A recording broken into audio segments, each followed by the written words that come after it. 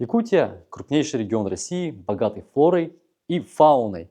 Наша фауна, к сожалению, нестабильна и неустойчива из-за климатических условий и, конечно, человеческого фактора. Это бурый медведь, источник урсо-дезоксихолевой кислоты. Особенный препарат, обратите внимание на слово урса. Урса по латыни медведь, который добывают, конечно же, из медведей, а из небольших медвежат получают особый бурый жир. Конечно, медведи агрессивные животные, отстрел которых нужно контролировать правительством, но уничтожение животных ради получения ресурсов– это достаточно спорный вопрос.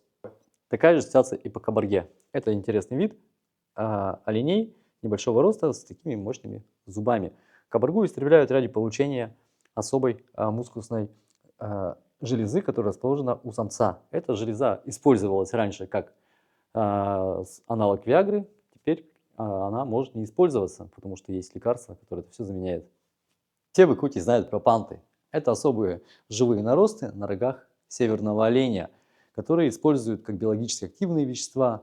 Из них делают чай очень вкусный, используют как косметику. И в результате этого огромное количество тонн рогов этих животных вывозится за границу, происходит экспорт, что, конечно же, очень сильно влияет на популяцию, снижает численность и приносит вред этим животным. В самом уязвимом положении находится популяция этого животного. Это колымский лось, который обитает только у нас в республике. Его истребляют ради рогов и копыт, из которых делают лекарственные препараты в традиционной медицине некоторых азиатских стран. Популяция его грозит вымирание. Это очень важно сохранить это животное, чтобы оно радовало нас и наших потомков.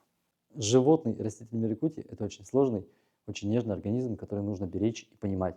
И это важно, чтобы именно наши компании, местные компании развивали фармакологию здесь, используя знания, полученные нашими предками, и передавать потомкам. Мы будем сохранять наш образ жизни, развивать науку, развивать медицину.